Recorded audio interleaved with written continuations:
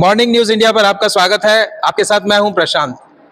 जैसा कि आप सभी जानते हैं कि राजस्थान में 7 सीटों पर होने वाले उपचुनाव का बिगुल बज चुका है, रणभेरी गूंज उठी है और अब सभी प्रत्याशी अपना अपना दम दिखाने की कोशिश में लगे हुए हैं।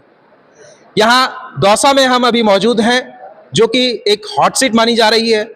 कांग्रेस की तरफ से एससी कैंडिडेट डीसी बैरवा जी को यहां से उतारा गया है। आइए डीसी बैरवा जी से कुछ बात करते हैं। नमस्कार सर। नमस्कार। टिकट मिलने में काफी देरी हुई, लेकिन आपको टिकट मिला, इस पर क्या कहेंगे? ऐसा है, ये तो पार्टी का निर्णय है। ये जनरल सीट है। यहाँ पे जनरल सीट है। जगमोहन जी को यहाँ पे जो अपने आप में आप भारी बता रहे हो, भारी मैं नहीं बता रहा हूं। उनको टिकट मिला है। तो पार्टी ने काफी सोच समझ कर निर्णय किया है कि इस पे कौन आदमी मजबूत हो सकता है, तो उसी के हिसाब से थोड़ी सी देरी लगी इसमें।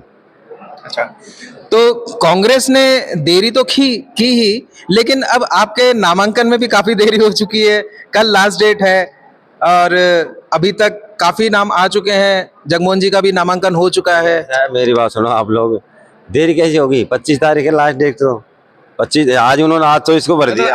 आखिरी बॉल पर छक्का मारने वालों में से हैं आप। देखो, कुछ भी मानो, छक्का तो लगेगा। अच्छा, अभी यहाँ से मुरारी लाल जी विधायक रहे और उनके लोकसभा में जाने के बाद में, मतलब सांसद बनने के बाद में ये सीट खाली हुई है। तो अब कांग्रेस क्या इस सीट को बचा के रख पाएगी? इस चुनौती को किस तरह से आप ले रहे हैं? देखो, ऐसा है, ये काफी दिनों से कांग्रेस पार्टी की परंपरागत सीट है। मुरारी लाल जी मीणा साहब यहाँ से 2 बार विधायक रहे हैं और अब वो सांसद बन गए हैं। उनकी जगह मेरे को प्रत्याशी बनाया गया है। तो सीधी सी गणित है, 2 समय एक SC ST का और OBC का, एक ऐसा कॉम्बिनेशन है यहाँ पे ज़्यादातर। तो SC के वोट यहाँ पे खूब हैं, ST के वोट भी खूब है, जो परंपरागत कांग्रेस के हैं। मुझे उम्मीद है वो तो वोट मिलेंगे। साथ में हमारे यहाँ पे बीजेपी ने जो जनरल का टिकट काटा है, तो वो फायदा भी मेरे को मिलने की उम्मीद है। अभी ये आरोप, जैसा कि आपने कहा कि जनरल का टिकट काटा है, तो कई ऐसे प्रत्याशी भी सामने आ रहे हैं जो कि निर्दलीय खड़े हो रहे हैं और उनका आरोप यही है कि कांग्रेस और बीजेपी या कोई भी राजनीतिक दल है, सभी ने जो है जनरल की सीट पर यहाँ SC या ST अलग अलग जातियों को साधने के लिए अपने स्वार्थ में ये टिकट बांटे हैं। इस पर आप क्या कहेंगे? देखो, इसमें आजकल स्वार्थ वाली बातें नहीं है, कहीं स्वार्थ वाली बातें नहीं है। हर पार्टी ये चाहती है कि हमारी सीट कैसे निकले, जीतने वाले को टिकट दिया जाता है। और रही बात हमारे यहाँ पर, तो 3 बार से कंटिन्यू ST को टिकट दिया गया है। अब की बार बीजेपी ने ST को दे दिया, तो कांग्रेस ने SC पे दाव खेल लिया। तो ऐसा कुछ स्वार्थ वाली बात नहीं है। तो पार्टी की अपनी अपनी सोच है। अब आपकी तैयारियां किस तरह से चल रही हैं? क्योंकि 13 नवंबर अब बहुत ही पास में है और दिवाली भी सामने ही है। 31 तारीख को दिवाली है। तो अब आपकी तैयारियां किस तरह से शुरू हुई है? देखो, पहले तो आपको सबको दिवाली की हार्दिक शुभकामनाएं। अपने दिवाली करिए, अच्छी दिवाली मनाएंगे और उसके बाद आराम से लोगों से अपील करेंगे। उससे पहले कल हम नामांकन बनने जा रहे हैं। अपने गहलोत साहब, हमारे टोटासरा साहब और बड़े नेता आ रहे हैं इसमें। तो अच्छा एक नॉमिनेशन होगा, अच्छी रैली होगी और जनता हमारे पक्ष में है। अभी आज ही कुछ बातें और निकल के सामने आई हैं कि बीजेपी ने जो है एक बहुत ही कद्दावर नेता, जो कि किरोड़ी लाल जी के भाई हैं, जगमोहन मीणा जी, और बहुत मजबूत माने भी जा रहे हैं, वो आपने भी अभी बात कही है। तो आपको ये नहीं लगता कि भाजपा की एक तरफा जीत को देखते हुए कांग्रेस ने आपको बलि का बकरा बनाने की कोशिश की है? ये सब जनता फैसला करेगी। ये गलत फहमी है लोगों को, जो निकल जाएगी 13 तारीख के बाद में। जब रिजल्ट आएगा, जब गलत फहमियाँ निकल जाएगी सब लोगों की सोच है, उसको तो क्या कर, लेकिन जनता फैसला करेगी। हमें उम्मीद है हमारे पक्ष में करेगी।